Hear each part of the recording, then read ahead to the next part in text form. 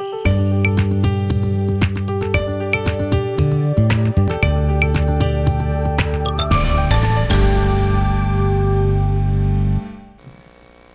know, as cattlemen, we all have to be flexible, and sometimes when our meetings go long and things, we have to be a little flexible. Nicole, who is on our panel here, and I'll introduce here in a moment, had to be flexible today in her scheduling as her flight was delayed coming in. And John, we had to be flexible because his flight out is coming up here pretty soon. So we need to keep these things moving. So today we want to talk about sustainability, and the movement towards more sustainably raised beef continues to grow, and Iowa's cattle producers are eager to do their part. Data shows that the beef industry has improved its sustainability by 5% in just 6 years, which is remarkable. But there's always more work to be done. This session will cover ways that producers can showcase the sustainable practices that they use to raise beef. The panelists today, I'm pleased to welcome Nicole Johnson Hoffman. Nicole is the Vice President of Marketing and Marketing Director for Cargill's U.S. McDonald's business. She is also the leader of Cargill's global beef business with McDonald's. Previously, Nicole was the General Manager of Cargill's Fort Morgan, Colorado beef processing facility, one of the largest beef producers in beef products in the United States. From 2004 to 2010, she was Cargill's Meat Solutions Vice President. Cargill's Meat Solutions Vice President Law for its Wichita-based meat business, advising the companies on beef, pork, and turkey, value-added meats, and the food distribution business. Since joining Cargill in 1997, she has worked in Cargill's meat, food, and financial businesses, living in Minnesota, Tokyo, Kansas, Colorado, and now in Naperville, Illinois. She has a law degree from the University of Minnesota Law School and a BA in International Relations from St. Cloud State University in Minnesota. Nicole and her husband of 20 years, David, have 3 children, and they enjoy spending time with family and exploring the Chicago area. And please help me welcome Nicole Johnson Hoffman. I'm going to give you a little bit about my background. I grew up on a farm in Minnesota, a really small farm, and I bring that background to my work. All of us come to sustainability work for different reasons. Some people because they are passionate about one issue or another. For me, I am passionate about farm families and farm communities, and that's why I'm involved in sustainability efforts, and beef sustainability in particular. So I need to be really clear with you about what my motivations are right from the start. I am fighting for my friends and family and neighbors, so that's why I'm involved. I do work for Cargill. I've worked for Cargill for about 20 years. As you guys know, Cargill is a large global company, but has been involved in the meat business for many years. And I've spent over half of my career with Cargill in Cargill's meat business, specifically working with the beef business. And Cargill says our goal is to be the global leader in nourishing people in all the ways that word nourishing means. It's not just in food, but it's in taking care of communities, it's in taking care of the environment. We do have a new CEO. I don't know if anybody pays any attention to Cargill politics. Some folks do. Some folks just say, oh, big business. But our new CEO's name is Dave McLennan. And since he took over the company, Dave McLennan has made it very clear that sustainability is one of his personal goals for the company. And he has said that we will, in no uncertain terms, we will be the most trusted source of sustainable products and services as we pursue that goal of being the global leader in nourishing people. So for Dave and for me, it's not enough to feed people. You have to do it in a way that you can be confident we'll be able to continue to do it in years to come. Cargill breaks its sustainability work up into 4 parts: land use, water, climate change, and farmer livelihoods. For different people, there are different things there that are exciting. There are different things there that are scary. For me, I've already been really transparent with you. The reason I care about this work is probably the last one, farmer livelihoods. It's making sure that we are protecting farmers and farm families in the U.S. and ensuring that our culture and our communities will thrive in the future. And I can talk with you a little bit, and John and I will talk with you a little bit about why I think the sustainability work intersects with farmer livelihoods.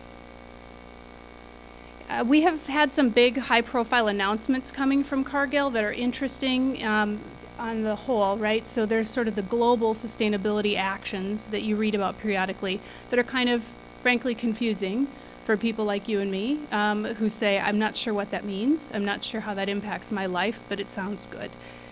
So Cargill's been involved with this UN Climate Summit, with the American Business Act on climate, and then on forest and policy on forest and forest protection. Some of those things are U.S. specific activities. Some of them are really specific to places like the Brazilian rainforest. The important thing, the message I want to leave you with today is behind these big announcements and these big actions that Cargill's involved in are actually thousands and thousands of small actions that Cargill businesses are taking around the world to improve their own sustainability. And the reason I want to talk about that with this group in particular is because coming from a farm background and knowing and loving farmers, I think that oftentimes our perspective is sustainability is a thing that people want us to do for them. And I don't know if anybody else ever gets that feeling, that sometimes our customers think that we will make sustainability happen and they will get to buy it, right? That we're going to make a more sustainable thing and then they're going to somehow be able to claim that they had a part in doing that. And we're the ones who will be impacted most. Our efficiencies, our profits, our lives, our blood, sweat, and tears. And what I want you to know is for companies like Cargill, sustainability is a thing we expect to do for ourselves. We don't just expect farmers to do it. And it is transforming how people like me do our jobs. In particular, we're tracking things that we've never really tracked before. As you can see here, we have targets on energy and natural resource usage, and you can see our results are being tracked against our targets. That's really all I want to tell you about that. We have improvements that we're able to substantiate, and I will stand behind those. So we are making a difference in our own energy and natural resource usage. And we are making a difference in our various supply chains. You can see the final bullet there is the beef supply chain, and that's really where I come into this. We started at Cargill getting involved in this global roundtable for sustainable beef that you guys may have heard about. That was formed in 2010. And that was really a multi-stakeholder effort to try to address concerns about beef sustainability that have been raised more and more by critics of the beef industry and by participants in the beef industry around the world. Cargill got involved in that from the beginning, and that group did what it was meant to do. It began the process of sorting out what does sustainability mean in the beef space. Are we going to pick and choose different methods of producing beef and say this is sustainable and this is not? It answered that question. The answer to that is no. It is not going to pick and choose. We say we're not going to pick winners and losers. It defined the principles and criteria for sustainability. It said if you want to say that you are producing sustainable beef around the world, these are the issues you're going to have to address, but we're not telling you how to address them. And the reason for that is why? It's that beef is produced really differently everywhere it's produced, right?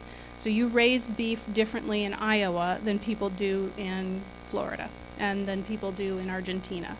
And it's really important for everybody to understand that we have to do that and we get to do that because of what we'll call it the miracle of cattle, right? That miraculous animal that's able to adapt differently to different environments and to take undigestible forage and turn it into the finest protein known to man.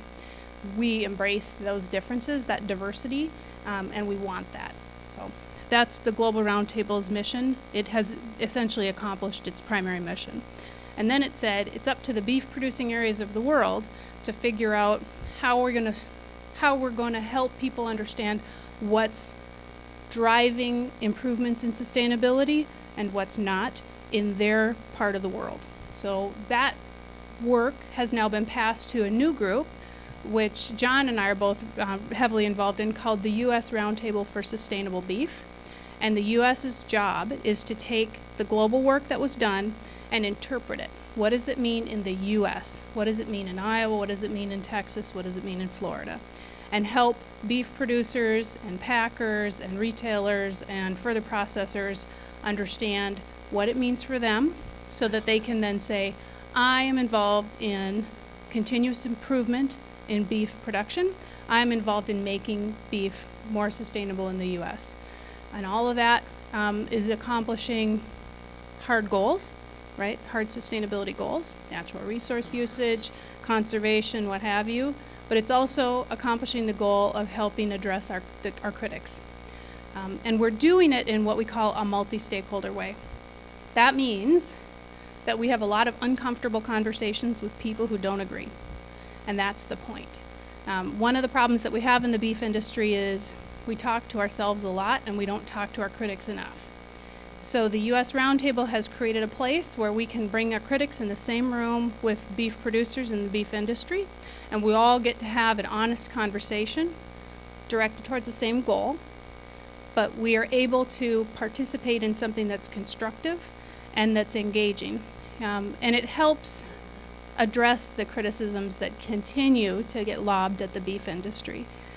So I will say, if you are concerned about beef sustainability and about the pressure to make beef more sustainable in the U.S., good. If you're not at least a little concerned, you're not paying attention. So we can talk. We'll talk a lot more about that. I'm going to turn it over to John now, so that he can fill you in a little bit on his involvement in the effort. So as we're also pleased to have John Butler here. He's the CEO of the Beef Marketing Group. He's a second-generation cattle producer and has spent his career building and implementing the beef programs with the end in mind from the beginning. John has served in a number of industry leadership roles, including co-chairman of the Industry Long-Range Plan, vice chair of the U.S. Roundtable for Sustainable Beef, and a board member of the U.S. Meat Export Federation. The Beef Marketing Group, BMG, is a producer cooperative consisting of 19 cattle feeding and growing operations located in states in Kansas and Nebraska. The cooperative formed in 1987 and harvests 600,000 cattle annually, and with Butler's guidance has been focusing on consistently producing value-added beef and beef products that meet consumer demands. The group has developed a number of initiatives that have provided end users with constant supply of high-quality specified beef products. BMG has implemented progressive beef across all of its operations and a verified system of best management practices, which includes components of food safety, animal care, and sustainability. Please help me welcome John Butler.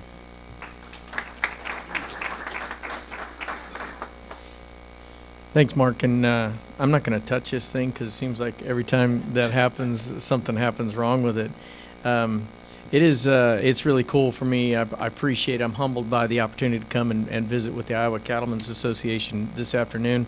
I'm going to make a comment or two about a comment or two that Nicole made. First of all, I sometimes get a bit in awe of what she represents. She not only is a leader within the Cargill organization, but she manages the relationship with McDonald's. And if you could walk in my shoes a little bit and get a chance to work with someone like this, you would understand the magnitude of responsibility that she's got for both those companies. And we're really fortunate to have her be so committed to the roundtable, which I'll share with you why our company's involved in it too, because she brings so much of that that credibility and that power of importance to us in the beef industry to the table. So yeah, I think you're really fortunate to have her in Iowa this afternoon. I want to talk to you just a little bit about we're going to quickly go through what BMG is, because I'm not here to talk about BMG. I'm here to talk about sustainability and try to help answer the question why. I think, as a producer, as we got more engaged in this whole concept, the reason that we did was, one, we spend a lot of time with the end users. Not too many cattle feeders do that, I don't think, and maybe it's a interesting strategy and maybe not the best one, but we really try to understand what our customer is looking for. So our customer, the way I look at it, is a processor. The cattle that we feed, all of them, 90% of them all go through one processor. So it's not like I work with three or four. And so we feel like one of the things we can do is bring value to them through better understanding their customer, and then being able to do what we can do from a feed yard specific standpoint to enhance that value proposition. Right. So we have 19 feed yards. It's already been sort of mentioned. Those are just logos of the feed yards. They're not necessarily important. We are here in Nebraska and Kansas. The little dots here represent where our feed yards are, and the stars represent where we process our cattle. So we have put together what I would call sort of a virtual integrated model. So these are all independent family organizations that are make up the beef marketing group, and the reason that we did that, and now we're over 20 years old, is that we were losing our ability to be relevant in the production of the product that we're proud of, cattle and ultimately beef, in our small operations in central Kansas and in Nebraska.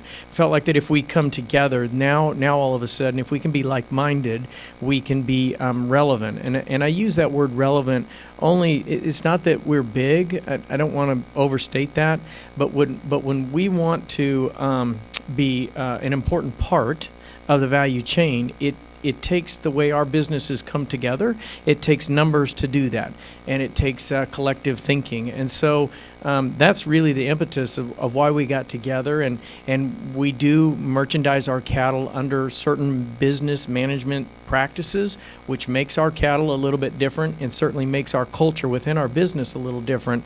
But we've done it while we've been able to maintain some of the independence associated with family operations, and we're sort of proud of that.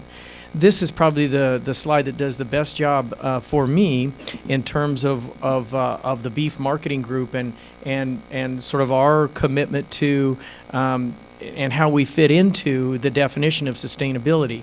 I think, as I said earlier, we spend time on the other side of the packing plant per se with our customer's customer, but really when we look at sustainability, we look back at what we've been doing for a lot of years.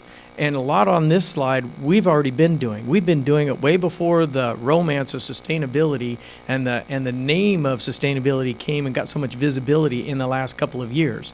So I guess what I want to say is that we really need to, as all producers, we need to take this and not be afraid of it, and actually embrace it, because you'll see on a couple of slides that Nicole and I are going to show you that we're pretty good. And we're just not taking credit for it. We just haven't benchmarked it. We haven't put it into a metric so we can actually show improvement. But as a cattle industry, we're pretty good. And on this slide, this is basically my company. And I know it's hard in this room because we've had to make some adjustments here, but the top side of that, I'll just show you, and I want to give you an example of sustainability, at least the way I look at it. On one side, we've got to have cattle that come into our company, which we call the Beef Marketing Group. But we're also big farmers. We're also very big farmers. We are not just cattle producers. So how does that relate to sustainability? Well, our feed yards make a very precious resource for our farms, manure. And it has allowed us, and it wasn't anything that somebody told us to do. We did it because it made us more efficient. But it's allowed us, we don't buy any fertilizer anymore, very little. And we farm in central Kansas, we farm over 150,000 acres of tillable farmland. So we use a resource that came from the feed yard to make our crops more productive and actually the ground have more nutrients. So we've done better than before, and we haven't used fertilizer to help us get there. We went so far to in Kansas. 5 years ago, where we're located, a product came available, very prevalent here in Iowa, with ethanol, the production of ethanol. And the co-product of ethanol is a very important product to all of us in the cattle business. Well, we didn't have a prevalent source of that in central Kansas. So what we did, the Beef Marketing Group, we went and built an ethanol plant. We own half of an ethanol plant. And we didn't do it because we want ethanol. We did it because I want that co-product that comes out of there to make me competitive in the cattle feeding business, right? And makes me more efficient. Well, by doing that, we went and actually found the best management we could before we ever broke ground. And this ethanol plant actually has won awards for resource management. They utilize the water and they bring it back in and reheat it so they can ferment their product and make this co-product that we use in our feed yards. So on the right side of that, you can see how there's elements of this that if we just sort of capture and benchmark, we might get a blue ribbon at the county fair for being sustainable. And we just got to do a better job of understanding what it is, benchmarking it, and then telling our story. And the same holds true with the cow-calf and the stocker operations. We're very big in the stocker business so that we can stage the cattle coming into our feed yards. Well, there's a number of things we do there relative to sustainability that fit in this broad definition that if we just capture it and understand it, our report card will turn out to be pretty good.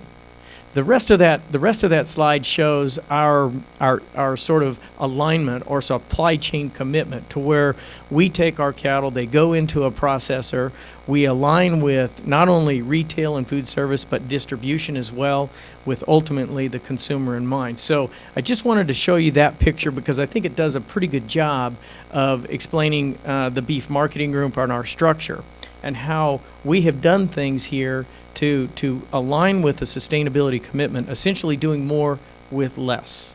And we're going to talk to you a little bit about the roundtable and why we've got engaged in it. But I was going to show you an example of how easy this is to do and how others are doing it as well. Most of you are staying in this hotel. If you're not, I am. And when I got into the restroom last night washing my hands, I saw this little plastic thing that's sitting there right by the faucet. And in here it says, okay, we're going to give you an option, Mr. Customer, and it's you can use your towels, and we're happy to wash the towels every day, or you can just put your towels over there on the rack, and we won't wash them, and you can use them again. Now you look at that, and it says we're doing this to stay committed to the world and resource utilization. Well, you look at that. Why did this hotel do that? One, they want to be responsible. Two, it's saving them money. They're doing more with less. Right? They're not using as much water, and if you're a consumer like me, it was just fine. I hung my towel up and it didn't get washed, and I'm sure I could use it again and be just fine. And so I'm not using a washing machine, I'm not using soap, so on and so forth. Do you think it cost them anything to do this? Do you think they saved money by doing this? The answer is it didn't cost them anything, and yes, they're saving money.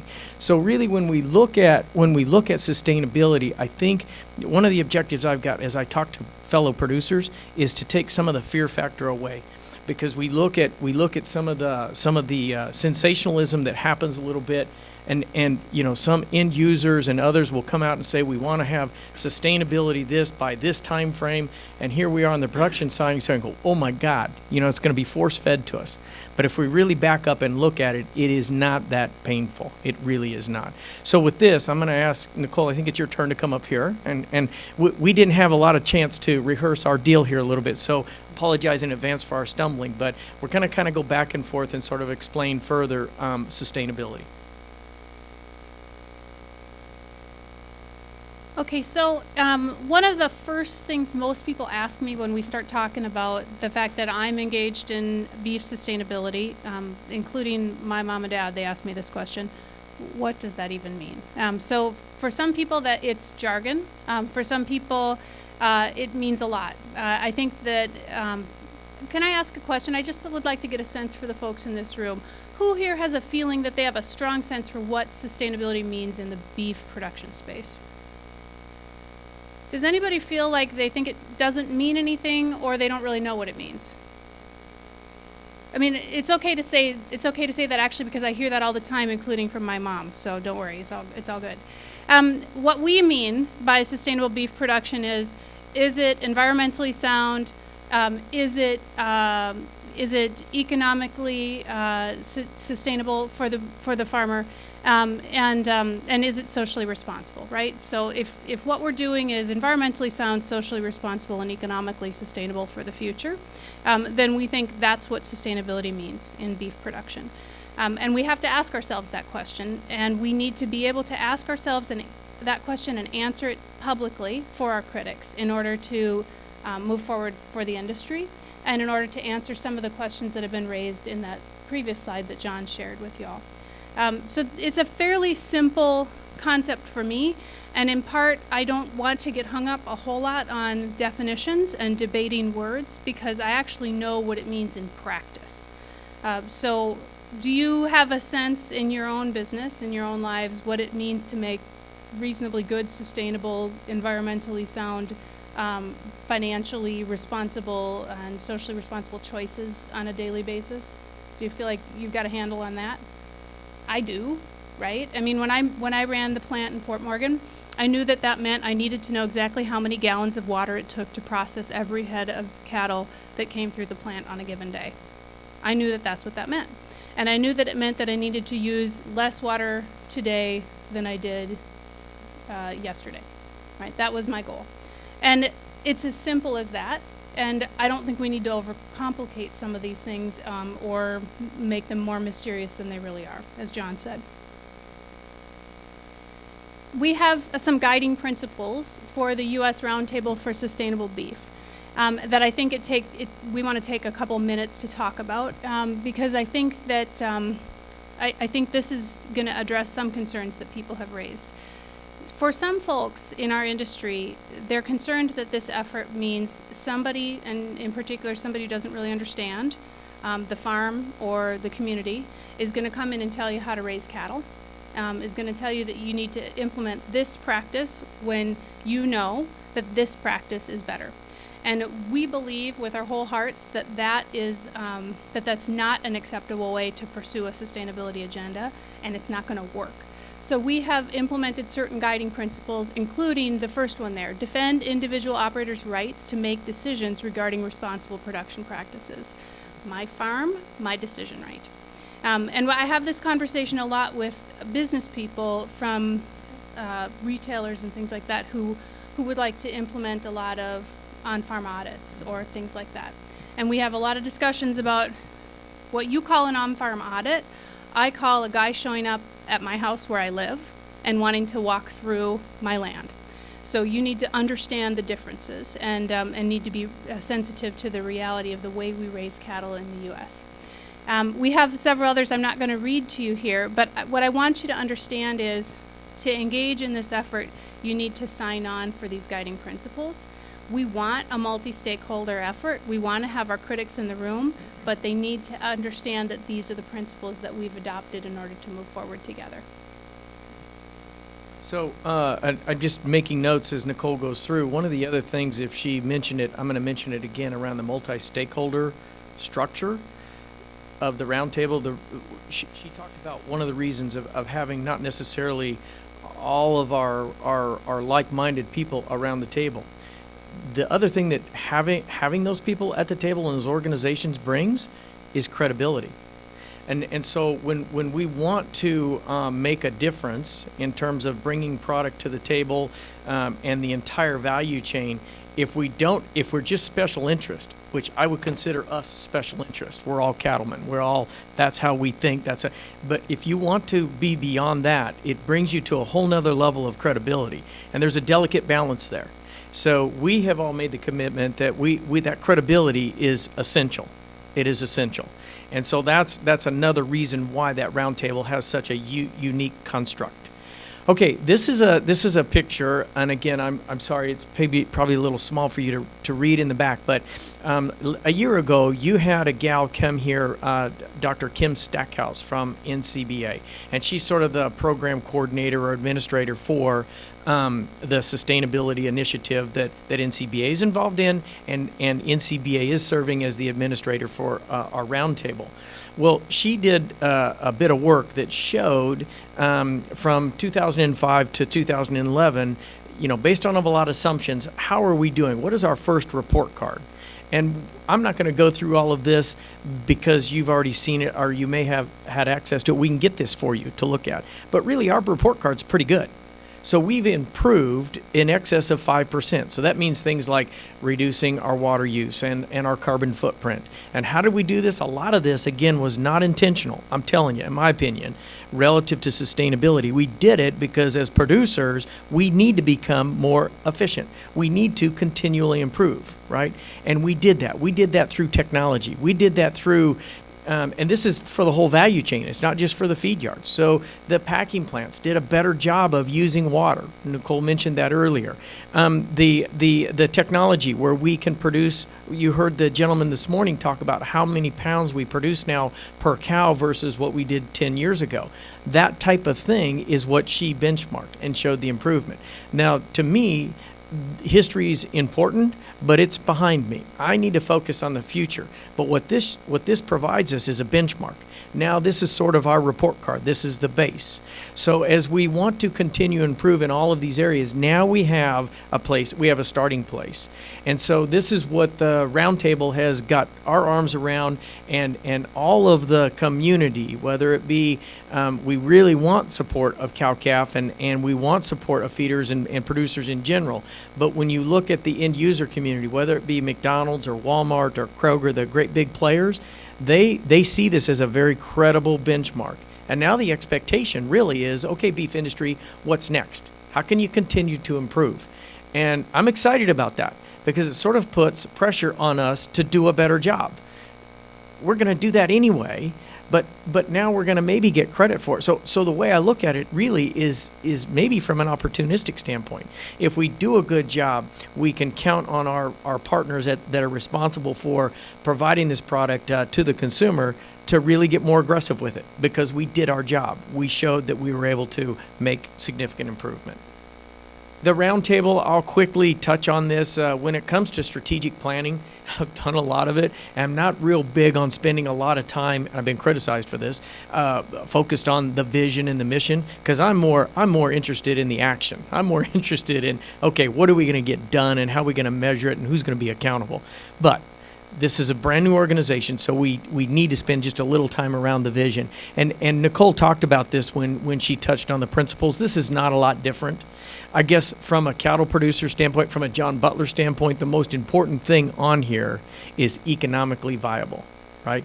I don't get razzed up and excited about anything that doesn't have an accountability to a return on investment. And that's what this does. So if there was a priority order in terms of economically viable or socially responsible or environmentally sound, to me, the number one is economically viable. And as I look at these things as we're being challenged in this arena of sustainability, everybody else agrees with that too. So it's not like there's this pressure being put on that said, thou shalt do this regardless what it costs. We've all agreed that let's look at these, and if we can create efficiency, which to me is a return on investment, if we can create an efficiency, we win. The entire beef chain, the entire value chain wins. So that's why I do think there are some really important messages in the vision statement. But as a co-cattle producer with you, I want you to know that we made sure, and all of us collectively agreed on the fact that economically viable is the key. So you can see who's committed to this effort. And we have good representation from everybody who's in the different places in the value chain. I represent the packer community. We have feeders involved. We have animal health involved. And we have retailers involved, as well as NGOs or non-governmental organizations. So we have a really great spectrum represented at the table when we talk about the work of the roundtable. But everybody involved there and everybody who's a member of the round table has subscribed to this vision. So what you don't see here are anybody who thinks that nobody should be allowed to eat beef, or anybody who thinks that we should exit beef production in the U.S.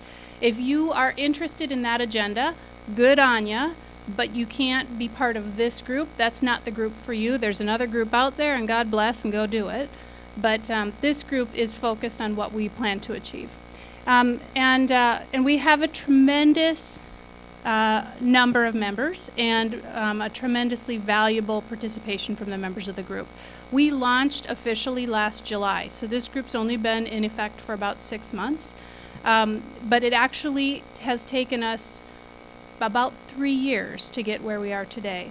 It is really difficult to convene people with these disparate perspectives and interests and get them to agree on anything. It took us 3 years to get this group to agree to form a group, and then that we would go forward together as a group, that we weren't going to have critics and defenders, but that we were actually all going to work together in the accomplishment of joint goals. And then when we launched the group, we sat back in astonishment at who wanted to be part of it and who needed to be part of it. So I am delighted and a little bit humbled by the reception that we've gotten from the participants in this activity. And I will tell you that for me, this is a tremendous responsibility, because each of these members has made an investment for them that is significant. They have invested a fair amount of money in dues in order to support the work of the group, and they've invested a lot of time, which, as you guys know, is equal to money, and we had better produce results. So the other thing that we've said in this group is we are biased towards action.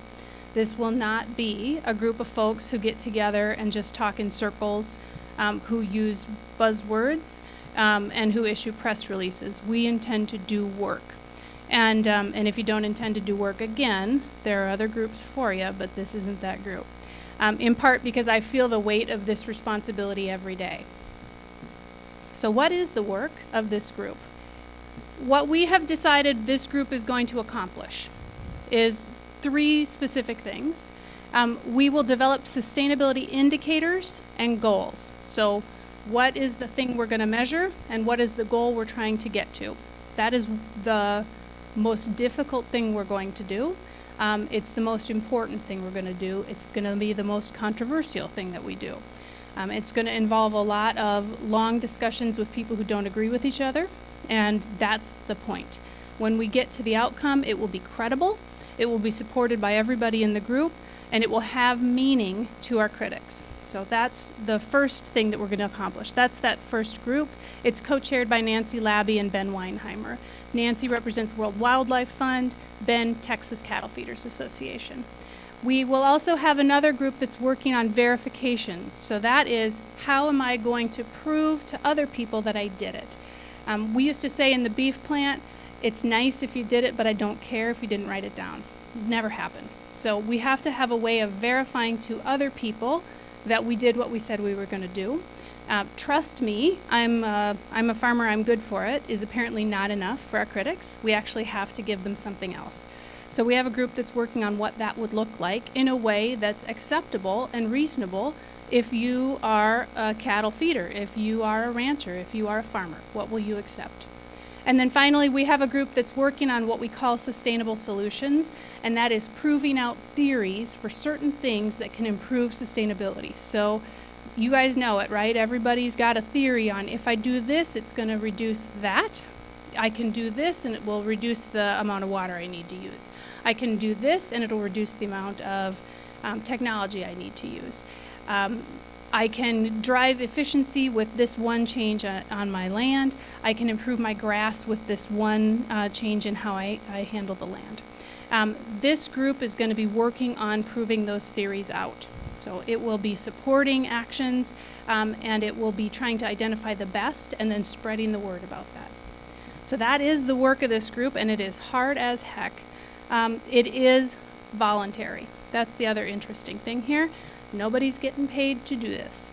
We have no paid staff. The NCBA is providing administrative services to us for a fee, and they're doing a beautiful job of that. But the rest of it is done by people with a day job. So this example is an easy one for us. If we identify as an indicator animal welfare, that's certainly a part of the conversation in the scope of sustainability. Then how do we verify that we as producers are engaged in animal welfare and that we're focused on it? Excuse me. So we can take the program called BQA, which I know Iowa has done an amazing job certifying a lot of producers around BQA. And so maybe what we do is we measure that. And maybe one simple starting point of measurement is just how many are certified. And by that, now we can benchmark. So now we've got 100. So next year we need 150. So the year after that, we need 200.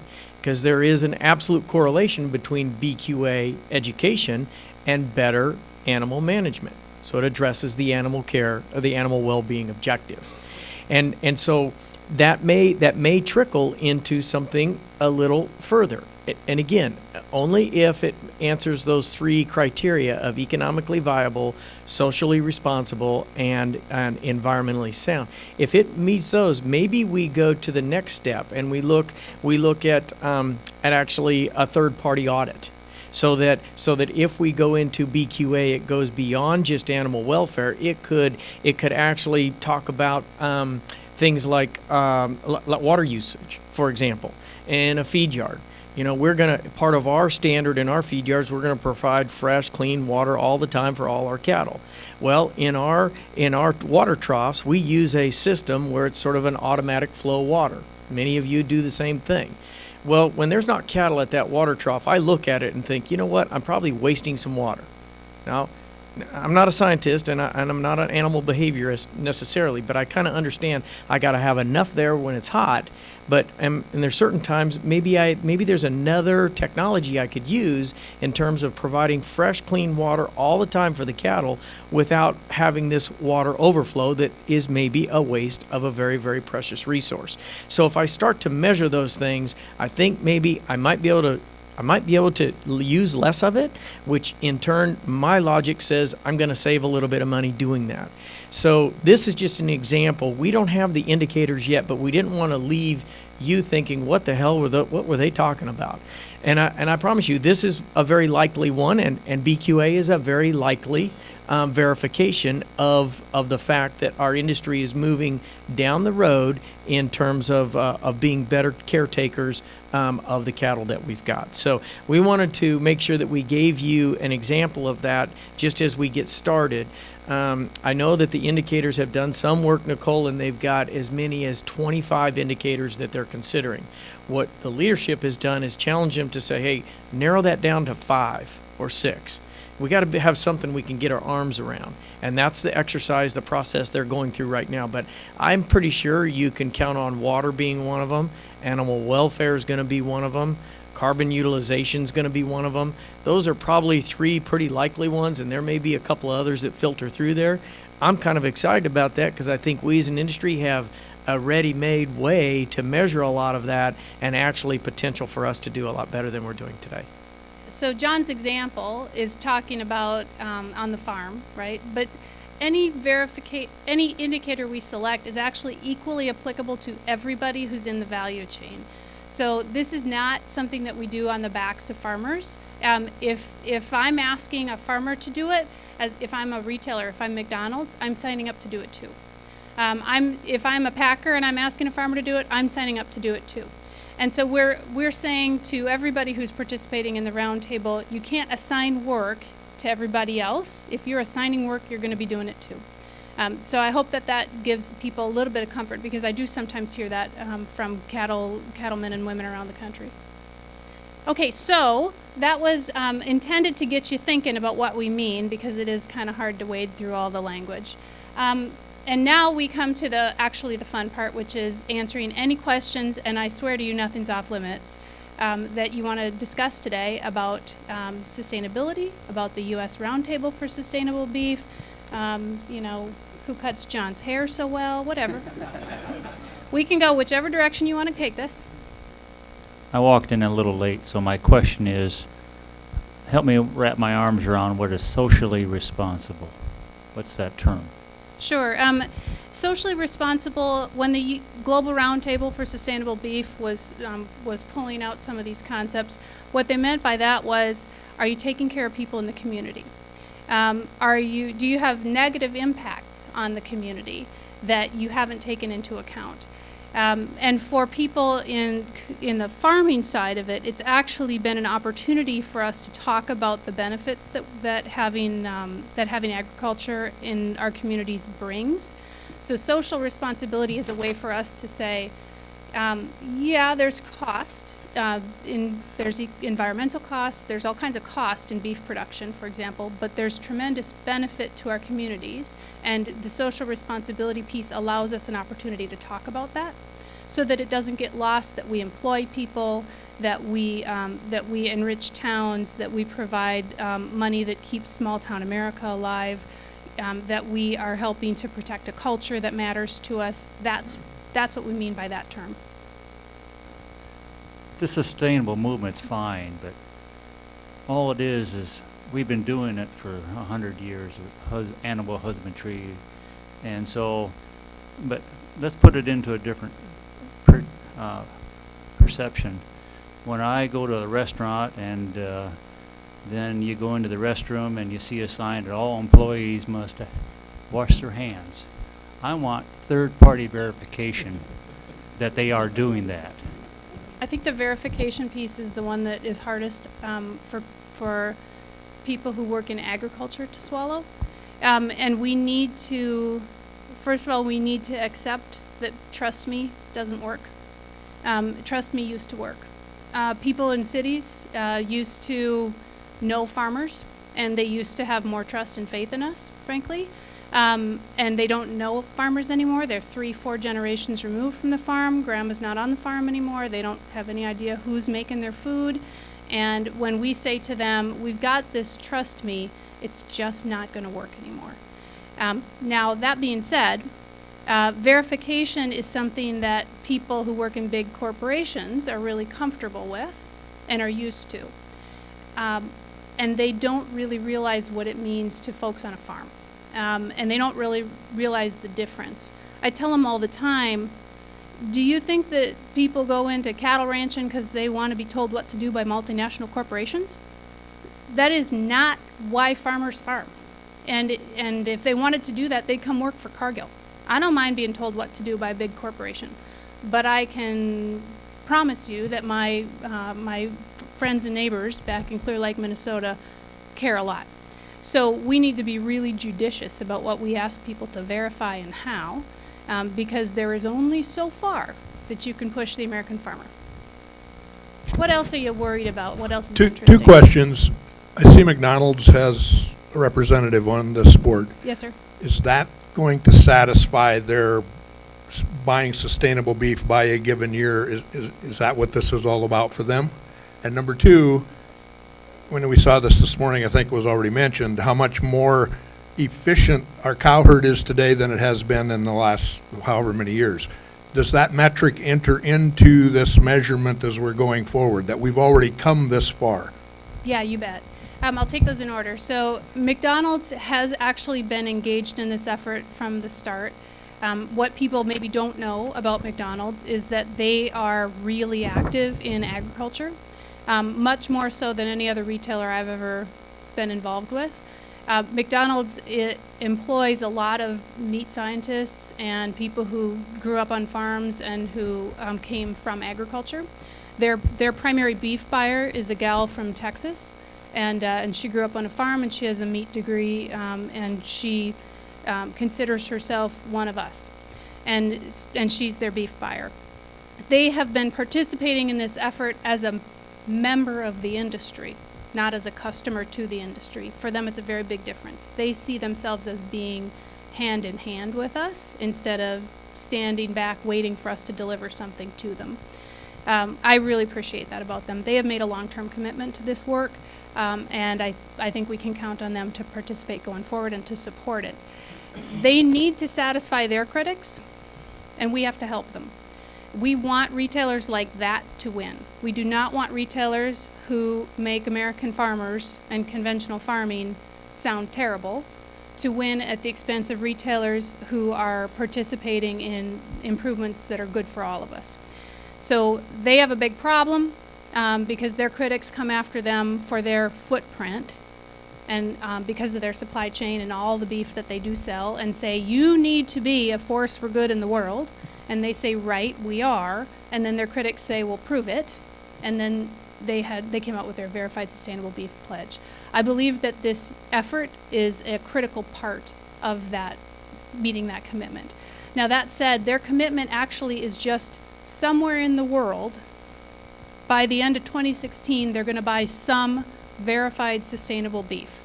They never said that they were going to only buy verified sustainable beef.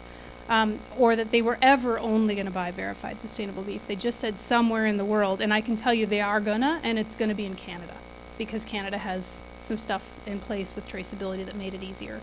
So they're gonna meet that commitment in Canada. I would like to give them something that they can make a claim about in the US, because I want retailers like them to win, and I want them to see that the US beef production system can meet their needs to address their critics, to give their customers comfort.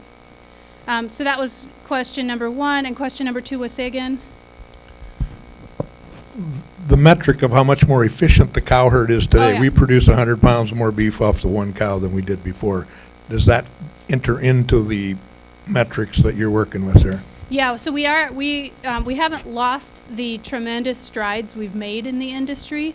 The only thing I will tell you is our critics don't really care what we've done. We had a time period where we were not engaged with our critics in the right way. And I'm just going to say it. For about 10 years, we were ignoring our critics, and they were out there hammering beef production and making people believe that beef is an unsustainable product to eat, and if you want to be sustainable, you should stop eating beef. And we were not effective at countering that message, and now we're in a hole. Right? So we have got to get out of the hole, and we can't get out of the hole by saying, well, you were wrong all along. It just doesn't play. We need to give people something new to believe in. Doesn't mean we're going to lose what we've already done, but it just means we have to give people new proof points. Yes, sir. With the work that the roundtable's doing, do you feel that we'll be able to slow the movement down towards, I guess the first thing that comes to mind is caged chickens, freestall hogs, some of those production practices that appear to me to not be economically beneficial to producers. And it seems like it's a growing issue. Do you think the roundtable is going to be able to address those and slow that movement down? Yeah, our intention is that we are taking control of the issue, and that the industry is part of taking control of it, so that we don't end up where other animal ag groups have landed, which is an issue that's being controlled by special interest groups who maybe don't fully understand the issue but think they do, and who force solutions. So what you've seen in the chicken and egg production industry is a great example of that, right?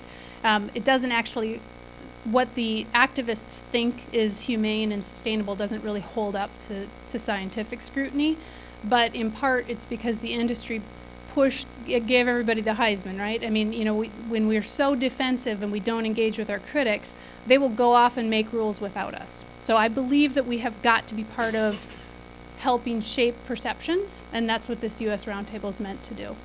We'll have change. I mean, there are going to be practices that we do today, just like there were practices that my grandparents did 50 years ago that don't happen today.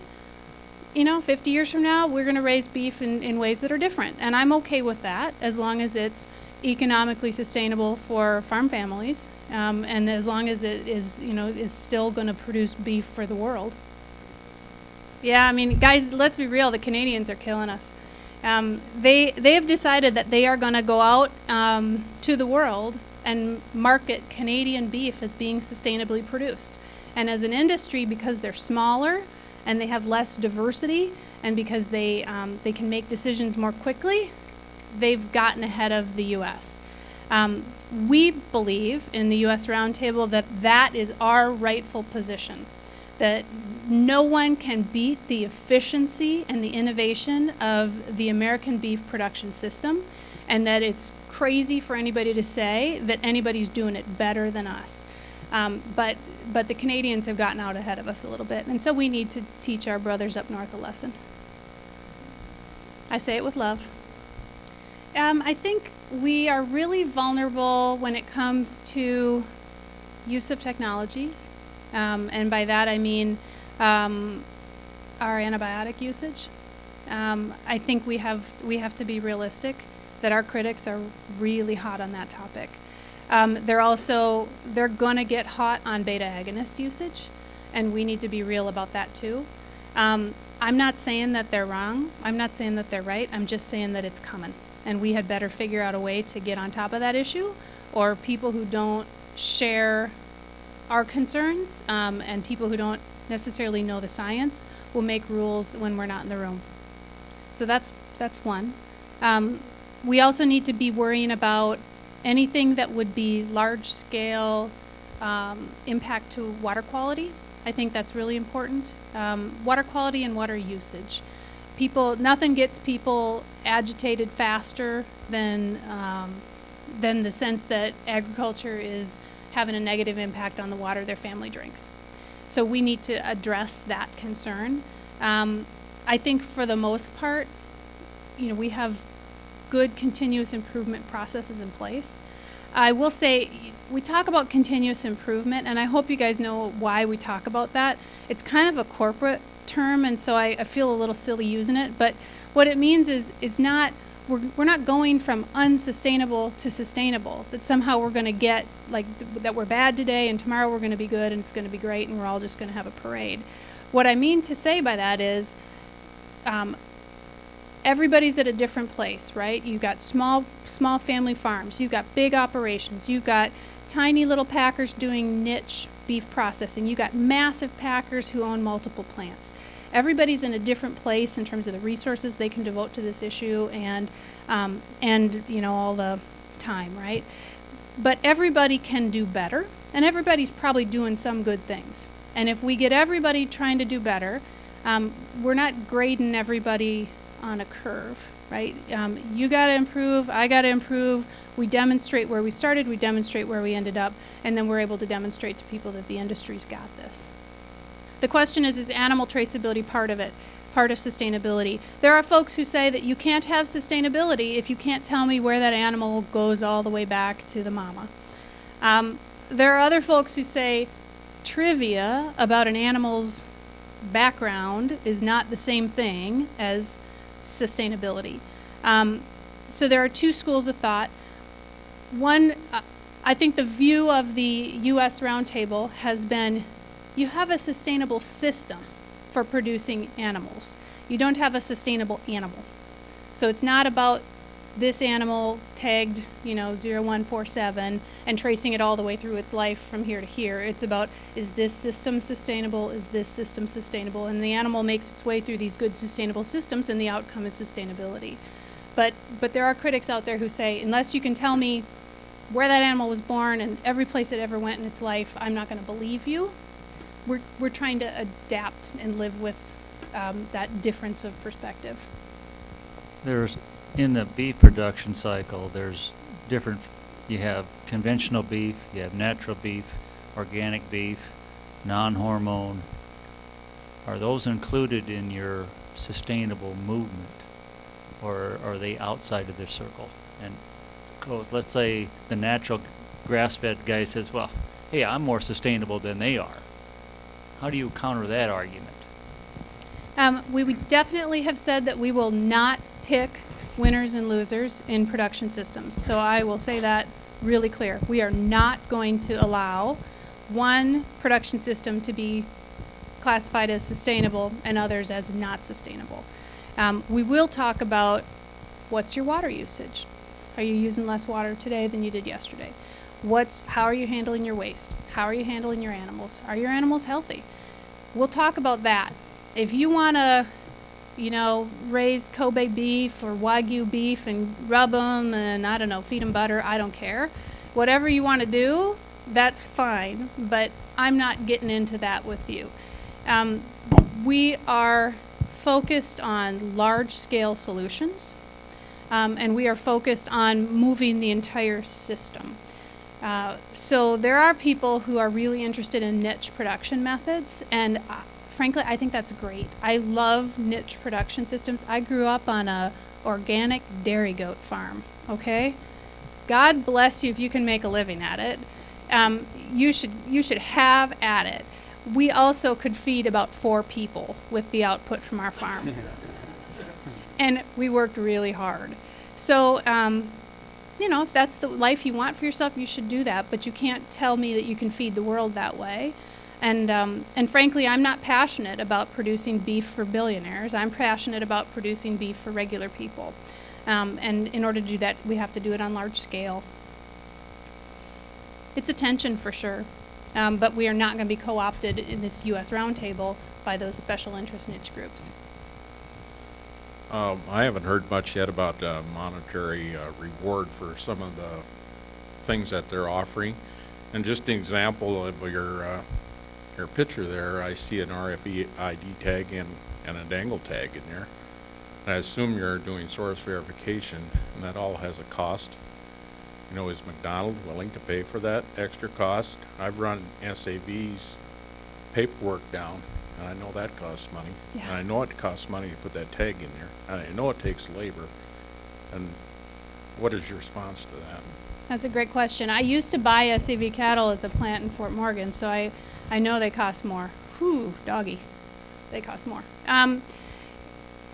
Where I've come to with the retailers is when we start asking producers to do things that cost money, then we're going to have the conversation about who's going to pay for it, and the retailers know that. But right now, we're not asking people to do things that are going to cost them money. We're talking about what do you think sustainable beef production looks like? What would be the indicators that you think we ought to use? What tools have we already got? It's just like my great-grandma running the farm, right? What have I already got that I can use? She fixed the toaster. She didn't buy a new toaster. So let's fix the toaster. And I think that's sort of a fundamental principle of the U.S. Roundtable. We definitely have been making use of existing programs to the extent possible.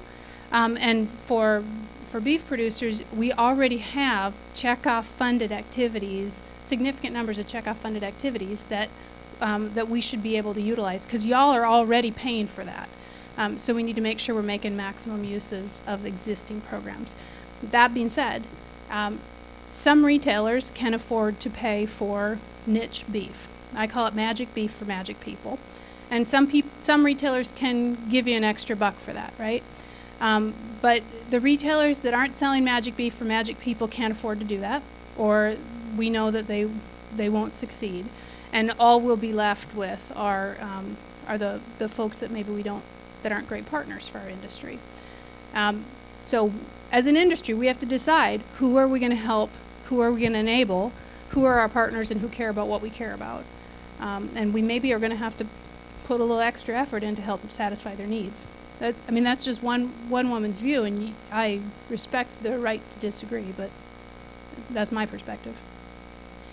This group is really work-oriented. The outcome, the thing that we will produce, is indicators. We will produce indicators. These are the things that we will measure in order to say that we are producing beef more sustainably continuously, right? Indicators. And goals. So we will also have goals. We'll say, where are we now and where do we want to get to as an industry, okay? We will also produce some sort of means of verification, some answer for how are we going to prove it to people who don't believe it. That's our work product. We will do this sustainable solutions work, trying to prove out concepts and test things and do a little exploratory R&D. But that's not the primary driver. That's intended to support sustainability indicators in particular. So if we've said to a rancher, you need to improve your grasslands or the quality of your grasslands, I don't know whatever, we will try to give them ideas for ways we think that might be achieved if they don't have them already. But that's the work of this roundtable. I do not want this to be a body that goes on forever and meets endlessly. And I can tell you who else does not want it to be that. And that is these 95 members. They are paying annual membership dues to participate in this effort, and they will not pay them forever.